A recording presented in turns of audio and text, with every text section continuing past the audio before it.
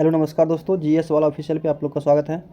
आज हम लोग एडिटोरिया प्रकाशन द्वारा प्रकाशित Bihar Durga practice set number 1 करेंगे। तो बिना देरी किए हुए क्वेश्चन की शुरुआत करते हैं क्वेश्चन नंबर 1 से। तो 1 नंबर क्वेश्चन है, निम्नलिखित में से किस शासक ने महामल की उपाधि धारण की थी?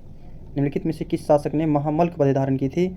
इसमें हो जाएगा नरसिंह वर्मन प्रथम। नरसिंह वर्मन प्रथम महामल की उपाधि धारण की थी। और ये किस वंश का था? पल्लव वंश का। पल्लव वंश के संस्थापक कौन है? सिंह विष्णु। पल्लव वंश की राजधानी कांचीपुरम थे। पल्लव वंश के इसी के शासक है नरसिंह वर्मन प्रथम, जिसने महामल और वातापीकोण के पद धारण किए थे। अगला क्वेश्चन है, मंदिर बनाने की कला का विकास सर्वप्रथम किस काल में हुआ? मंदिर बनाने की कला का विकास सर्वप्रथम किस काल में हुआ? तो गुप्त काल में। गुप्त काल में मंदिर बनाने की कला का सर्वप्रथम विकास हुआ। गुप्त वंश के संस्थापक श्रीगुप्त। संस्थापक कौन है? श्रीगुप्त। और गुप्त वंश के अंतिम शासक विष्णुगुप्त। अंतिम शासक कौन है? विष्णुगुप्त। गुप्त संवत की शुरुआत किसने किया था? गुप्त संवत की शुरुआत 319 ईसा पूर्व में, 319 ईस्वी में 319 ईस्वी में चंद्रगुप्त प्रथम ने किया था। चंद्रगुप्त प्रथम ने, जिसे महाराजा धीराज की उपाधि धारण किए थे। अगला क्वेश्चन है, यूनानी शासक मिनांडर को पराजित किया था। यूनानी शासक मिनांडर को किसने पराजित किया था? इसका हो जाएगा पुष्यमित्र शुंग। क्या हो जाएगा? पुष्यमित्र शुंग। शुंग वंश। शुंग वंश के संस्थापक थे पुष्यमित्र शुंग। शुंग वंश के संस्थापक पुष्यमित्र शुंग। शुंग वंश की राजधानी कहाँ थी? विदिशा। शुंग वंश की राजधानी विदिशा। ठीक। शुंग वंश के अंतिम शासक देवभूति। शुंग वंश के अंतिम शासक थे देवभूति। पतंजलि पुष्यमित्र शुंग के दरबार में ही रहते थे पतंजलि, इसको भी याद रखना है। अगला क्वेश्चन है, चंद्रगुप्त मौर्य मगध की राजगद्दी पर कब बैठा? चंद्रगुप्त मौर्य मगध की राजगद्दी पर कब बैठा? 322 ईसा पूर्व में मगध गद्दी बैठा था। चंद्रगुप्त मौर्य का जन्म हुआ था 345 ईसा पूर्व में जन्म हुआ था, और 322 ईसा पूर्व में गद्दी बैठा था चंद्रगुप्त मौर्य। ठीक। और जस्टिन ने चंद्रगुप्त मौर्य को सेंडोकोटस कहा था, जस्टिन। ठीक। अर्थशास्त्र के प्रसिद्ध विद्वान चाणक्य किसके दरबार में रहते थे? चंद्रगुप्त मौर्य के दरबार में रहते थे। चंद्रगुप्त मौर्य जैन धर्म के अनुयायी थे। किस धर्म के? जैन धर्म के अनुयायी थे। जैनी गुरु भद्रबाहु से दीक्षा लिए थे चंद्रगुप्त मौर्य। ठीक। अगला क्वेश्चन है, किस वेद में परीक्षित को कुरुओं का राजा कहा गया है? किस वेद में परीक्षित को कुरुओं का राजा कहा गया है? ये हो जाएंगे अथर्ववेद। अथर्ववेद में परीक्षित को कुरुओं का राजा कहा गया है। और इसी वेद में ही कन्याओं की जन्म की निंदा किया गया है। सभा समिति को प्रजापति की 2 पुत्रियां कहा गया है, ये भी अथर्ववेद में। अथर्ववेद के रचयिता अथर्वा ऋषि। ठीक। सबसे पहला वेद ऋग्वेद, उसके बाद यजुर्वेद, सामवेद, और सबसे अंतिम वेद अथर्ववेद, इसको याद रखना है। मोहम्मद बिन तुगलक ने किसे दिल्ली का काजी नियुक्त किया था? मोहम्मद बिन तुगलक ने, MBT ने किसे दिल्ली का काजी नियुक्त किया था? ये कौन था? Ibn Battuta. इब्न बतूता को दिल्ली का काजी नियुक्त किया था, MBT के दरबार में आया था। मोरक्को यात्री इब्न बतूता। कहाँ यात्री थे? मोरक्को यात्री इब्न बतूता।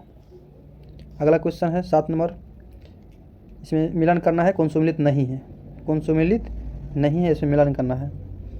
दीवान खैरात दान विभाग के थे फिरोज शाह तुगलक, ये सही है।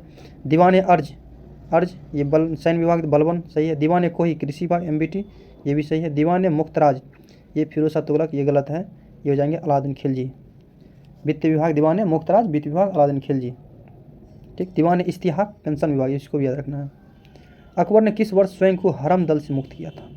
अकबर ने किस वर्ष स्वयं को हरम दल से मुक्त किया था? तो ये हो जाएंगे कौन? 1562 ईस्वी में अकबर ने हरम दल से स्वयं को मुक्ति किए थे। और 1562 में ही दास प्रथा का अंत हुआ था। 1562 में ही दास प्रथा का अंत किए थे अकबर। अकबर का शासनकाल कब से कब तक है? अकबर का शासनकाल है आपको 1556 से 1605। आगे बढ़ते हैं। क्वेश्चन नंबर 9 है, किसके शासनकाल में बंगाल को भारत का स्वर्ग कहा जाने लगा? किसके शासनकाल में बंगाल को भारत का स्वर्ग कहा जाने लगा? ये हो जाएंगे किसके शासनकाल में? अलीवर्दी खां के शासनकाल में बंगाल को भारत का स्वर्ग कहा जाने लगा। ठीक। यही अलीवर्दी खां ने मुगलों को राजस्व देना बंद कर दिया था। और इसका उत्तराधिकारी कौन हुआ? सिराजुद्दौला, जिसमें प्लासी के युद्ध 1757 में प्लासी का युद्ध हुआ था, ये सिराजुद्दौला और लॉर्ड क्लाइव के बीच, इसको याद रखना है। आगे बढ़ते हैं। अगला क्वेश्चन है, किस गवर्नर जनरल के शासनकाल में राजकोषीय कोषागार को मुर्शिदाबाद से कलकत्ता स्थानांतरित किया था? राजकोषीय कोषागार को मुर्शिदाबाद से कलकत्ता स्थानांतरित किया गया था। इसका आंसर हो जाएगा वारेन हेस्टिंग। क्या हो जाएगा? Warren Hasting. वारेन हेस्टिंग कब से कब तक रहा था? 1772 से 1785 तक। 1785 तक इसका कार्यकाल है। ठीक। वारेन हेस्टिंग ने राजकोषीय कोषागार को मुर्शिदाबाद से कलकत्ता स्थानांतरित किए थे। वारेन हेस्टिंग के काल में ही क्या क्या हुआ था? प्रथम मुगल मराठा युद्ध 1775 से 1782। प्रथम मदरसा का स्थापना 1781 में। 1781 में पहले मदरसा का स्थापना वारेन हेस्टिंग के कार्यकाल में किया गया था।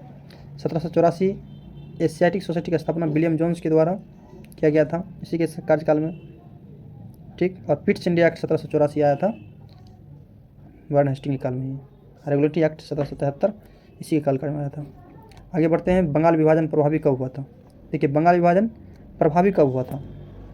बंगाल विभाजन पारित हुआ था 19 जुलाई 1905 को, लेकिन प्रभावी हो गया था 16 अक्टूबर 1905 को। 16 अक्टूबर 1905 को। ठीक है, आगे बढ़ते हैं। भूमिज विद्रोह। भूमिज विद्रोह का संबंध किस राज्य से है? भूमिज विद्रोह हो जाएगा झारखंड। कहाँ से हो जाएगा? झारखंड से।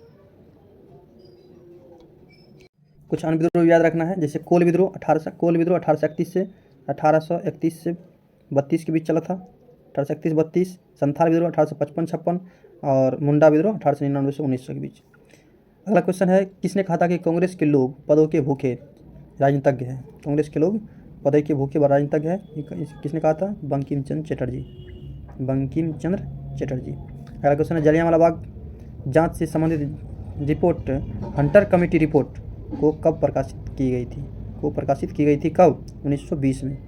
जलियांवाला बाग हत्याकांड कब हुआ था? 13 अप्रैल 1919 को। 13 अप्रैल 1919 को हुआ था। और ये रिपोर्ट कब दिया था हंटर कमेटी? 1920 में। अगला क्वेश्चन है, भारतीय विद्रोह के कारण पुस्तक के लेखक कौन है? भारतीय विद्रोह के कारण पुस्तक के लेखक कौन है? सर सैयद अहमद खां। सर सैयद अहमद खां भारतीय विद्रोह के कारण पुस्तक लेखक। अलकनंदा और पिंडार नदी का संगम स्थल कहाँ है? अलकनंदा और पिंडार नदी का संगम स्थल कहाँ है? ये हो जाएगी कर्णप्रयाग। कहाँ होगा? कर्णप्रयाग। ठीक है। अलकनंदा पिंडार का संगम स्थल का क्या नाम है? कर्णप्रयाग। और इसमें कुछ है, जैसे क्या है इसमें? अलकनंदा भागीरथी का संगम देवप्रयाग। अलकनंदा भागीरथी देवप्रयाग। और अलकनंदा मंदाकिनी रुद्रप्रयाग। अलकनंदा मंदाकिनी हो जाएगा रुद्रप्रयाग। अलकनंदा भागीरथी देवप्रयाग और अलकनंदा पिंडार कर्णप्रयाग। याद रखना है। आगे बढ़ते हैं। किस प्रकार की मिट्टी में कार्बनिक पदार्थ की बहुलता होती है? किस प्रकार की मिट्टी में कार्बनिक पदार्थ की मिट्टी में बहुलता होती है? काली मिट्टी में। किस मिट्टी में? काली मिट्टी में। दक्षिण अंडमान लघु अंडमान को जोड़ता है, दक्षिण अंडमान और लघु अंडमान के बीच को जोड़ता है डंकन पास। डंकन पास दक्षिण अंडमान से लघु अंडमान। 10 डिग्री चैनल किसको जोड़ता है? लघु अंडमान से कार निकोबार। लघु अंडमान से कार निकोबार। अगला क्वेश्चन है, नंदा देवी और नंगा पर्वत किस हिमालय के भाग हैं? देखिए, हिमालय सबसे ऊपरी हिमालय क्या कहते हैं? ट्रांस हिमालय। उसके बाद बृहत हिमालय, मध्य हिमालय, शिवालिक हिमालय। तो नंदा देवी और नंगा पर्वत ये हो जाएंगे किसका भाग? बृहत हिमालय का भाग। बृहत यानी हिमाद्री, उसी को बोलते हैं हिमाद्री। हिमाद्री का भाग है। अगला, म्यांमार के साथ भारत के कितने राज्य सीमा भारत कितने राज्य की सीमा लगता है? म्यांमार के साथ कितने भारतीय राज्यों की सीमा लगता है? तो इसका हो जाएगा 4। 4 राज्य की सीमा लगता है। कौन कौन? अरुणाचल प्रदेश, मिजोरम, नागालैंड, मणिपुर। अगला क्वेश्चन किस नंबर है? काराकोरम रेगिस्तान स्थित है। काराकोरम रेगिस्तान कहाँ स्थित है? तुर्कमेनिस्तान में। तुर्कमेनिस्तान में काराकोरम रेगिस्तान स्थित है, जो 2,70,000 वर्ग किलोमीटर के क्षेत्रफल में फैला हुआ है। विश्व का सबसे बड़ा रेगिस्तान सहारा 11 देशों को छूता है, तो याद रखना है। कौन सा झील रूस में स्थित नहीं है? इसमें बताना है कौन सा झील? बेकाल झील रूस में है। ठीक है। विनीपेग झील नहीं है, विनीपेग झील कनाडा में है। विनीपेग कहाँ है? कनाडा में है। ओनेगा झील रूस में है। लडोगा झील रूस में है। बेकाल झील रूस में है, इसको याद रखना है। कौन सा देश भू अवशिष्ट देश नहीं है? भू अवशिष्ट देश नहीं है, इसका आंसर क्या हो जाएगा? पलाऊ भू अवशिष्ट देश नहीं है, जो कि अंडोरा, मोल्डोवा, मलावी भू अवशिष्ट देश है। पंबा सिंचाई परियोजना किस राज्य में स्थित है? पंबा सिंचाई परियोजना केरल में है। कहाँ है? केरल में है पंबा सिंचाई परियोजना, इसको याद रखना है। पंबा सिंचाई परियोजना केरल में है, जबकि गिरना सिंचाई परियोजना महाराष्ट्र में है, इसको याद रखना है। अगला क्वेश्चन है, बिहार के किस क्षेत्र में सबसे अधिक गन्ना उत्पादन, बिहार के किस क्षेत्र में सबसे अधिक गन्ना उत्पादन होता है? तो ये हो जाएंगे, सबसे अधिक गन्ना उत्पादन होता है पश्चिमी चंपारण। तो पश्चिमी चंपारण किस ओर हो जाएंगे? उत्तर पश्चिम, उत्तर पश्चिम की ओर, उत्तर पश्चिम, पश्चिमी चंपारण। ठीक है, आगे बढ़ते हैं। रेखी समिति का संबंध किससे है? रेखी समिति का संबंध, रेखी समिति का संबंध है किससे? तो रेखी समिति अप्रत्यक्ष कर से, रेखी समिति अप्रत्यक्ष कर से संबंधित है। ठीक है, भारत सरकार की कौन सी योजना 2015 में शुरू नहीं किया गया था? 2015 में शुरू नहीं किया गया था, कौन सी योजना है? प्रधानमंत्री कौशल विकास योजना। प्रधानमंत्री कौशल विकास योजना की शुरुआत फरवरी 2015 में, ये तो हो जाएगा। सागरमाला, सागरमाला परियोजना मार्च 2015 में। सुकन्या समृद्धि योजना, सुकन्या समृद्धि योजना की शुरुआत जनवरी 2015 में। और भारत माला प्रोजेक्ट ये अक्टूबर 2017 में। कब शुरू किया गया था? अक्टूबर 2017 में। चलिए आगे बढ़ते हैं। किस पंचवर्षीय योजना, किस पंचवर्षीय योजना के अंतर्गत राउरकेला देखिए, राउरकेला भिलाई और उड़ीसा, नहीं, राउरकेला भिलाई और दुर्गापुर, ये तीनों इस्पात संयंत्र का स्थापना किस पंचवर्षीय योजना में हुआ था? दूसरी पंचवर्षीय योजना में। और बोकारो जब पूछेगा तो तीसरा पंचवर्षीय योजना में इसका स्थापना हुआ था। अर्थव्यवस्था के दृष्टिकोण से शिक्षा किस क्षेत्र के अंतर्गत आता है? शिक्षा किस क्षेत्र के अंतर्गत आएगा? तृतीय क्षेत्र, क्योंकि सेवा सेक्टर है। सर्विस सेक्टर किस क्षेत्र के अंतर्गत आता है? तृतीय क्षेत्र। आरबीआई द्वारा कमर्शियल बैंक से जिस दर पर नगद राशि प्राप्त की जाती है उसे क्या कहते हैं? उसे कहते हैं reverse repo rate. Reverse repo rate. यदि आरबीआई कमर्शियल बैंक से, जैसे आरबीआई एसबीआई से यदि ब्याज पे ऋण लेगा, रुपया लेगा, उसको बोलेंगे रिवर्स रेपो रेट। यदि एसबीआई आरबीआई से, कोई भी कमर्शियल बैंक यदि आरबीआई से रुपया लेता है तो उसको बोलते हैं रेपो रेट। जिस रेट बोलते हैं उसको बोलते हैं repo rate. Reverse repo rate अल्पकालीन होता है, अल्पकालीन, कुछ ही दिन के लिए होता है। संविधान की किस अनुसूची के अंतर्गत कर शुल्क लगाने का प्रावधान है? कर शुल्क किस सूची के अंतर्गत? आपको भी मालूम होगा, 7वीं अनुसूची। 7वीं अनुसूची में क्या है? संघ सूची, राज्य सूची, समवर्ती सूची। अगला क्वेश्चन है, भारतीय संविधान के अंतर्गत लोकतंत्र के आदर्श में हम कहाँ देखते हैं? भारतीय संविधान के अंतर्गत लोकतंत्र के आदर्श को हम कहाँ देखते हैं? तो लोकतंत्र के आदर्श को कहाँ देखते हैं हम? प्रस्तावना में। प्रस्तावना में लोकतंत्र का आदर्श छुपा हुआ है। अगला क्वेश्चन है, किस मौलिक अधिकार का लक्ष्य सामाजिक भेदभाव का उन्मूलन करना है? किस मौलिक अधिकार का लक्ष्य है कि सामाजिक भेदभाव का उन्मूलन करना, समाप्त करना? तो ये हो जाएगा समानता का अधिकार। किस, क्या हो जाएगा? समानता का अधिकार में सामाजिक भेदभाव का उन्मूलन करना है। 34 नंबर क्वेश्चन बहुत ही इंपॉर्टेंट है। किस संविधान संशोधन के तहत राष्ट्रपति को कोई भी मामला मंत्रिपरिषद द्वारा पुनर्विचार किए जाने के लिए वापस भेजने का अधिकार प्राप्त होगा? यानी मंत्रिपरिषद के का जो कोई भी पुनः लौटा सकता है, वापस भेज सकता है। ये 44वां संविधान संशोधन के अंतर्गत इसको शक्ति दिया गया राष्ट्रपति को। इससे पहले 42वां संविधान संशोधन के अंतर्गत जो है इसका शक्ति समाप्त कर दिया गया था। कोई भी विधेयक राष्ट्रपति दूसरी बार नहीं लौटा सकते हैं। ये था 42वां संविधान संशोधन में। प्रथम स्पीकर कौन थे जिसके विरुद्ध लोकसभा में अविश्वास प्रस्ताव लाया गया था? लोकसभा में अविश्वास प्रस्ताव लाया गया था किसके विरुद्ध? पहला स्पीकर कौन था? जीवी मावलंकर। ये पहला स्पीकर भी थे। लोकसभा के प्रथम स्पीकर गणेश वासुदेव मावलंकर, और इसके विरुद्ध ही पहली बार अविश्वास प्रस्ताव लाया गया था। सूचना के अधिकार अधिनियम को राष्ट्रपति द्वारा कब स्वीकृत किया गया? सूचना के अधिकार अधिनियम को राष्ट्रपति द्वारा जून 2005 में स्वीकृत किया गया। जून 2005 में। लागू कब हुआ? 12 अक्टूबर 2005 को, याद रखना है। बिहार में पंचायत स्तर पर राज्य सरकार का प्रतिनिधित्व कौन करता है? पंचायत समिति। कौन करता है? पंचायत समिति। अगला क्वेश्चन है, उपयुक्त में से कौन सा एक सही नहीं है? संसद या राज्य विधानमंडल के स्वतंत्र तथा निष्पक्ष चुनाव कराने की शक्तियाँ एक स्वतंत्र इकाई अर्थात निर्वाचन आयोग को दी गई है। बात सही है। निर्वाचन आयुक्त को पद से हटाने का अधिकार राष्ट्रपति के पास है। किसके पास है? राष्ट्रपति के पास है। तो ये दोनों क्या है? सही है। देखते हैं, ए और बी दोनों सही है, परंतु बी स्पष्टीकरण नहीं करता है। ए का सही दोनों है लेकिन व्याख्या नहीं करता है। अगला क्वेश्चन है, हिंदी को राजभाषा के रूप में मान्यता कब दी गई? कब दिया गया? 1949 में। 1949 में हिंदी को राजभाषा के रूप में मान्यता दिया गया, 14 सितंबर 1949 को। इसीलिए 14 सितंबर को हिंदी दिवस माना जाता है। ठीक है। पंचायती राज किस सूची का विषय है? सिंपल है, पंचायती राज सूची का विषय है। किस सूची का है? राज सूची का विषय है। अगला क्वेश्चन है, हरितगृह प्रभाव, हरितगृह प्रभाव का अर्थ है, हरितगृह मतलब ग्रीन हाउस गैस।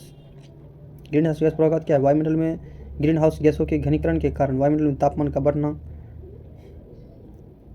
बढ़े तापमान में सब्जियों फलों का उत्पादन, वायुमंडल ताप घटना, गलत है, इसका आंसर ए नंबर हो जाएगा।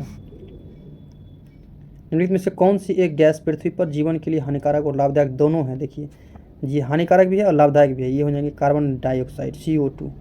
CO2 वृक्ष जो है CO2 सोखता है, CO2 नहीं रहेगा तो वृक्ष नहीं रहेगा,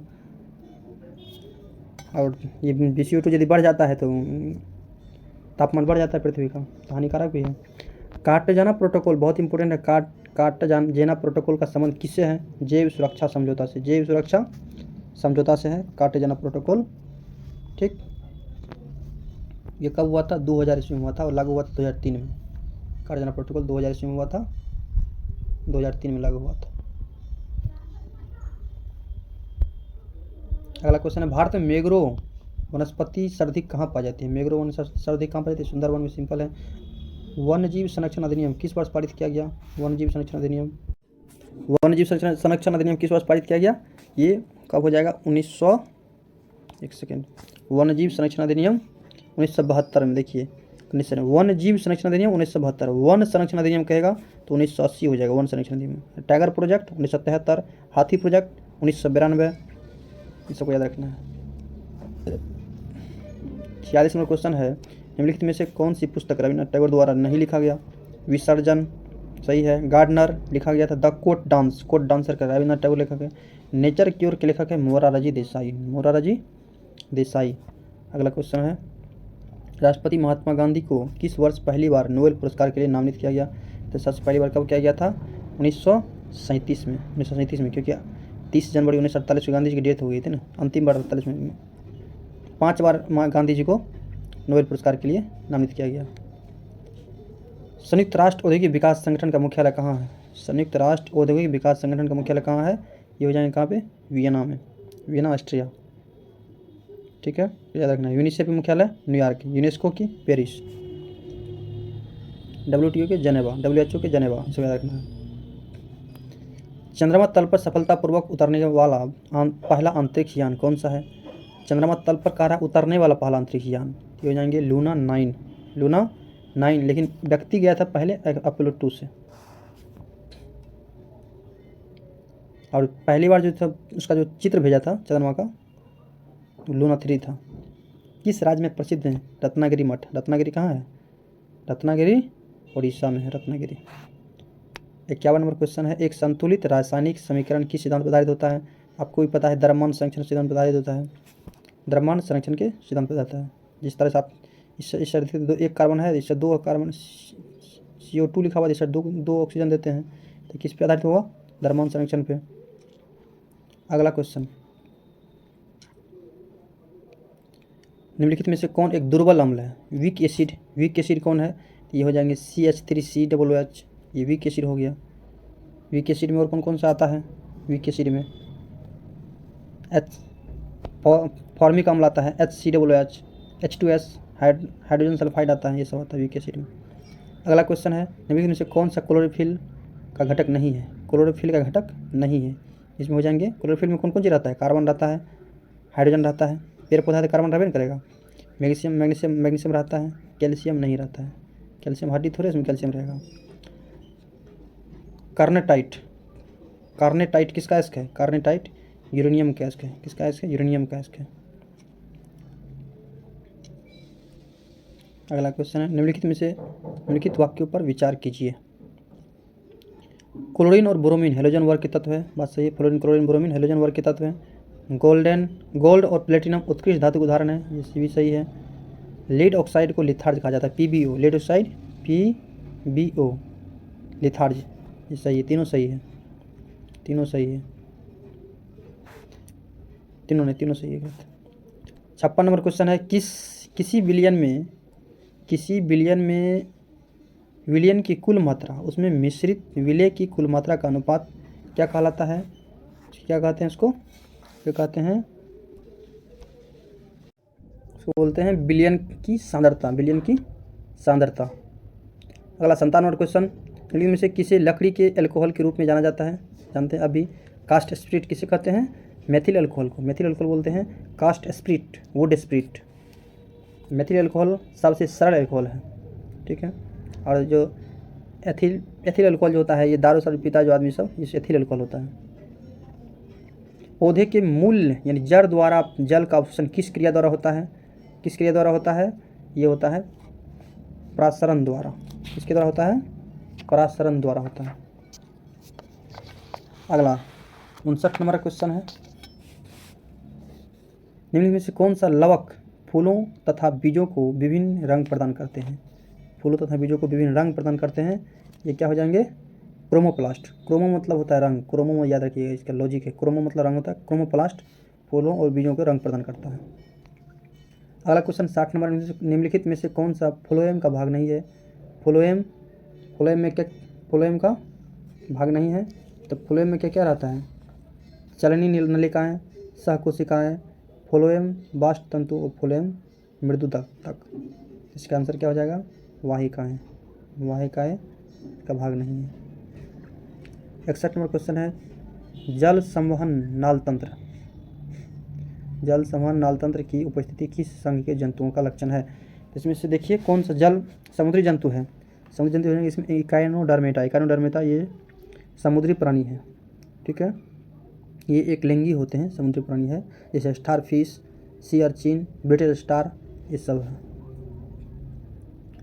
रक्त के थक्का बनाने में मदद करता है थ्रोम्बोसाइट। थ्रोम्बोसाइट मदद करता है, थ्रोम्बोसाइट याद रखना है। अगला क्वेश्चन है, निम्नलिखित में से कौन सा रोग संक्रमण रोग के उदाहरण है? संक्रमण रोग के उदाहरण है, ये हो जाएंगे कौन? मलेरिया। मलेरिया संक्रमण रोग के उदाहरण है। संक्रमण कौन कौन से उदाहरण है? Cholera, influenza, pneumonia, malaria, filaria. भैंसों की उत्तम नस्ल महसन्ना इसके बाद महसन्ना और सुरती किस क्षेत्र में पाया जाता है? आपको याद होगा महसन्ना का आता है। महसन्ना गुजरात का ये नस्ल है, महसन्ना गुजरात का नस्ल है महसन्ना भैंस का, ठीक। नागपुरी, सुरती, महसन्ना, नीली रवि, जफराबादी, ये सब भैंस का किस्म है। अगला क्वेश्चन में से पौधे की वृद्धि को नियंत्रित करने वाला हार्मोन क्या नाम है? पौधे की वृद्धि का नियंत्रित करने वाला हार्मोन ऑक्सिन। ये ऑक्सिन पौधे की वृद्धि को नियंत्रित करता है और पत्तियों के विलग होने को से रोकता है, खरपतवार को नष्ट करता है, फलों को गिरने से बचाता है। ऑक्सिन का ये काम है। जिब्रेलिन, ये जो इसका छिड़काव करने से फल बड़ा होता है, और फ्लोरिजेंस का छिड़काव करने से फूल बड़ा होता है, बड़ा फूल होता है, ठीक। ये सब पौधा का हार्मोन है। पृथ्वी के ध्रुव पर जी का मान होता है सर्वाधिक, क्या होता है? सर्वाधिक। और भूमध्य रेखा पर शून्य होता है, न्यूनतम होता है, शून्य न्यूनतम होता है। फोटोन कण की खोज किसके द्वारा किया गया था? फोटोन कण की खोज किसके द्वारा किया गया था? आइंस्टीन के द्वारा। फोटोन की खोज किसके द्वारा? आइंस्टीन के द्वारा। मेसोन कण की किया था। जब ध्वनि एक माध्यम से दूसरे माध्यम में जाती है तो क्या अपरिवर्तित रहता है? आवृत्ति अपरिवर्तित रहता है, ठीक। नाभिकीय रिएक्टर में किसका प्रयोग नियंत्रक क्षार के रूप में किया जाता है? तो कैडमियम और बोरॉन ये दोनों नाभिकीय नियंत्रक के रूप में किया जाता है, ठीक है। मंदक के रूप में ग्रेफाइट और भारी जल D2। ग्रेफाइट और भारी जल का प्रयोग नाभिकीय रिएक्टर में मंदक के रूप में किया जाता है।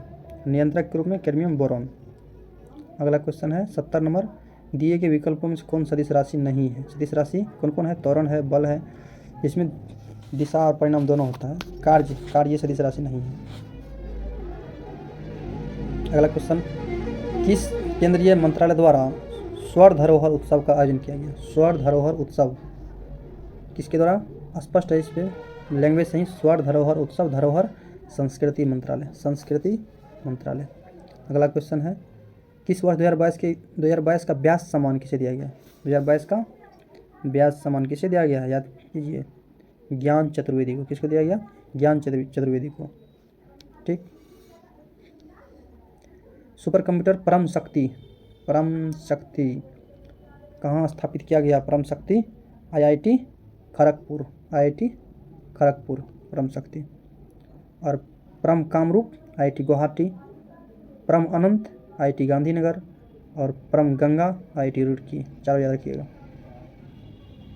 वर्ल्ड हैप्पीनेस, वर्ल्ड खुशहाली रिपोर्ट 2023 के कौन सही है? सही है, देखिए भारत को 126वां स्थान प्राप्त हुआ, बिल्कुल राइट है। फिनलैंड को शीर्ष स्थान प्राप्त हुआ, ये भी सही है।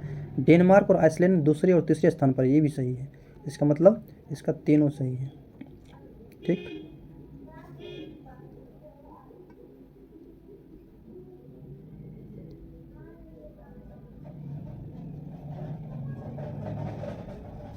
इसका हो जाएगा डी नंबर, ठीक है। चलिए आगे बढ़ते हैं। 75 नंबर, भारतीय सेना ने किस देश के साथ संयुक्त प्रशिक्षण अभ्यास साइक्लोन फर्स्ट का शुभारंभ किया? साइक्लोन फर्स्ट, भारत मिस्र, भारत और मिस्र साइक्लोन फर्स्ट, याद रखिएगा। 76 नंबर क्वेश्चन है, 17वां प्रवासी भारतीय दिवस का आयोजन किस शहर में किया गया? प्रवासी भारतीय दिवस कहाँ किया गया? इंदौर, इसको याद रखिएगा, प्रवासी भारतीय दिवस इंदौर में। और 61वां भारतीय विज्ञान कांग्रेस नागपुर, महाराष्ट्र। पर्यटन को प्रोत्साहन देने के लिए अंतर्राष्ट्रीय प्रदर्शनी फ्यूचर किस देश में आयोजित किया गया? पर्यटन को बढ़ावा देने के लिए कहाँ किया गया? स्पेन में, स्पेन में, इसको याद रखिएगा, Spain. India justice report 2022, India justice report 2022 के संदर्भ में कौन सा कथन असत्य कर रहा है? बड़े राज्य में प्रथम स्थान पर कर्नाटक, ये बिल्कुल सही है। जस्टिस रिपोर्ट में इसमें बिहार का स्थान अंतिम है, ये गलत है। बिहार का स्थान कितना है? अंतिम से तीसरे स्थान पर, अंतिम से तीसरा नंबर पर है बिहार, तीसरा नंबर पर है। और पश्चिम बंगाल का स्थान अंतिम से दूसरा, सही है। छोटे राज्यों में सिक्किम का स्थान सर्वोत्तम है, सही है। कौन गलत कथन गलत है? बिहार का स्थान अंतिम गलत है, ये तीसरा स्थान हो जाएगा इसका।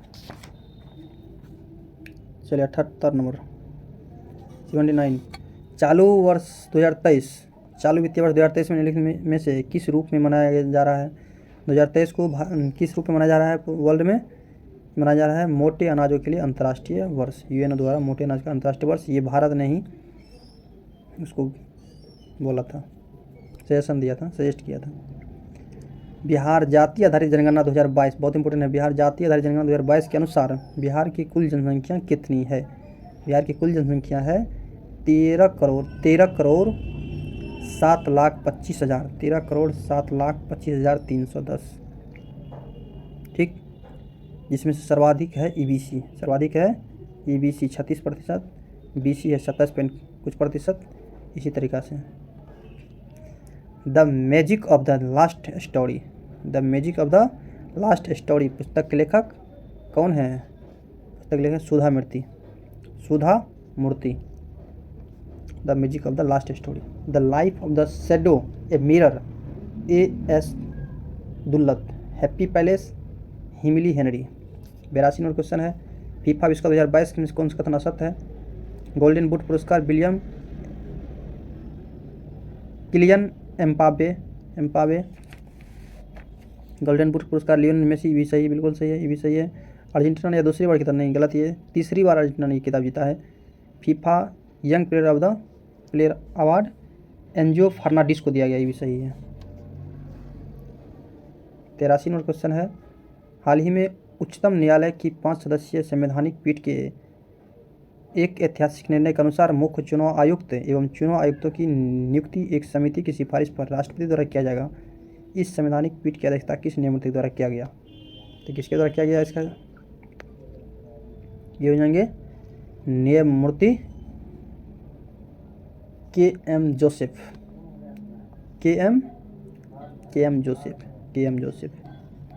अगला क्वेश्चन है, 84 निम्नलिखित में से कौन सा राज्य स्वयं का जलवायु परिवर्तन मिशन शुरू करने वाला देश का पहला राज्य बन गया है? स्वयं का जलवायु परिवर्तन मिशन लागू देश का पहला राज्य बन गया है, ये हो जाएंगे तमिलनाडु। अगला क्वेश्चन है, हाल ही में न्यूजीलैंड के नए प्रधानमंत्री के रूप में किसे चुना गया? न्यूजीलैंड के नए प्रधानमंत्री का क्या नाम है? इसका नाम हो जाएगा क्रिस हिपकिंस, ठीक। और एंथनी अल्बनीज ऑस्ट्रेलिया के, और जॉर्जिया मेलोनी इटली के प्रधानमंत्री हैं। प्रित्जकर पुरस्कार 2023 किसे दिया गया? प्रित्जकर पुरस्कार 2023 किसे दिया गया? David Alan Chipperfield, David Alan Chipperfield को दिया गया प्रिट्जकर पुरस्कार 2023। भारतीय सेना के किस टैंक में पहला 3D प्रिंटेड घर का उद्घाटन किया गया? तो ये हो जाएंगे अहमदाबाद। निम्न में से कौन सही सम्मिलित है? 88 का त्रिपुर उत्सव, ये केरल नहीं, त्रिपुरम उत्सव होता है केरल में। खर्ची उत्सव त्रिपुरा, ये भी गलत है। तोरगिया उत्सव अरुणाचल प्रदेश, ये सही है। परशुराम कुंड मेला कहाँ लगता है? अरुणाचल प्रदेश में। चलिए आगे बढ़ते हैं। भारत सरकार ने कालाजार को पूरी तरह से समाप्त करने का लक्ष्य कब तक है? कालाजार को पूरी तरह से समाप्त करने का लक्ष्य 2023। कालाजार 2023, ठीक, कालाजार 2023। वर्तमान में भारतीय बीमा नियामक और विकास प्राधिकरण इरेडा का अध्यक्ष कौन है? इरेडा का अध्यक्ष है देवाशीष पांडे। विश्व कैंसर दिवस 2023 का थीम क्या है? विश्व कैंसर दिवस 2023 का थीम है क्लोज द केयर गैप। ठीक, 4 फरवरी को विश्व कैंसर दिवस मनाया जाता है। आगे बढ़ते। अर्जुन पुरस्कार 2022 की विजेता श्रीजा अकुल्ला का संबंध किस खेल से है? श्रीजा अकुल्ला टेबल टेनिस से। अगला क्वेश्चन है 93 नंबर। 49वां G7 शिखर सम्मेलन 2023 का आयोजन किस देश में किया गया? 49वां G7 2023 में कहाँ? जापान। कहाँ होगा? जापान में 49वां। और इससे पहले कहाँ हुआ था? जर्मनी में। इस बार होगा 23 में जापान में, और अगला कहाँ होगा? इटली में। G7 तीनों याद रखना है। इससे पहले जर्मनी 22, 23, 24। 94वां वित्त वर्ष 2023-24 के लिए प्राथमिक घाटा का अनुमान कितना लगाया गया है? यह है लगभग में 7,06,845 करोड़। और आर्थिक वित्तीय समीक्षा के अनुसार अप्रैल से सितंबर 2022 तक भारत में सर्वाधिक FDI किस देश ने किया है? इसमें हो जाएंगे सबसे एक नंबर पर सिंगापुर नहीं, गलत है, सिंगापुर, मॉरिशस और UAE, डी नंबर आंसर सही हो जाएगा इसका। बाकी मैथ आप लोग बना लीजिएगा। इसका आंसर हो जाएगा 96 का, 180, 97, इसका हो जाएगा आपको B10, 98, इसका हो जाएगा C 99, इसका हो जाएगा 238 और 100, इसका हो जाएगा 68 को बदलेंगे आपस में। थैंक यू, धन्यवाद।